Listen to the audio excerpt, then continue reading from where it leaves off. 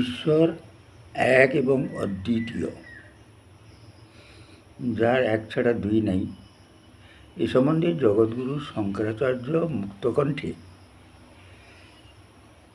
একেশ্বরবাদীর যে তথ্য দিয়েছেন,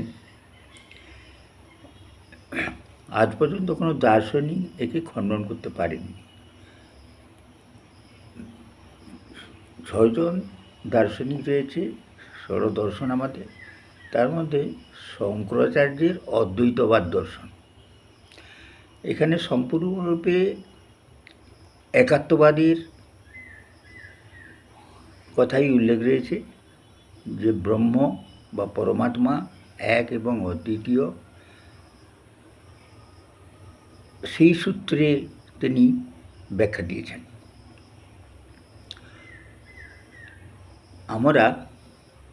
আমার যে দেহেন্দ্রিয়া, এ জ্ঞানেন্দ্রিয় 5টি, চক্ষু, কর্ণ, নাসিকা, জিহ্বা, ত্বক; কর্মেন্দ্রিয় 5টি, বাক, পানি, পাদ, বায়ু, প্রস্থ; অন্তঃকরণ, মন, বুদ্ধি, অহংকার, চিত্ত।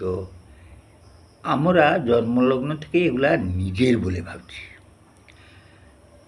কিন্তু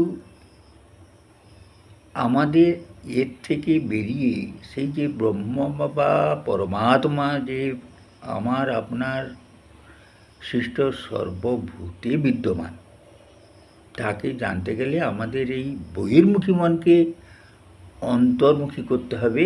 এইটাই বিশদভাবে তিনি পুরো দর্শনশাস্ত্রে উল্লেখ করে গেছেন।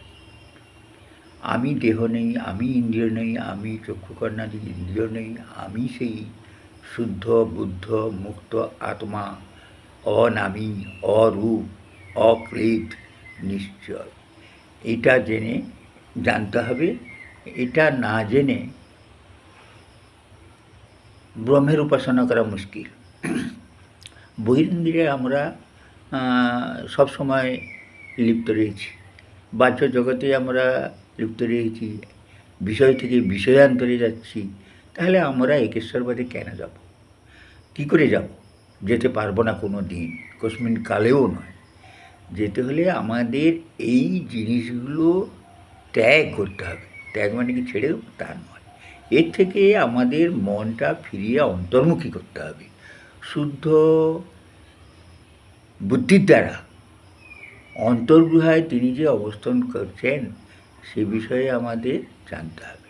এই বিষয়ে তিনি সাধন চতুষ্টয়ের কথা উল্লেখ করেছেন, যেমন নিত্য অনিত্য বস্তু, ইহমুক্ত ফল,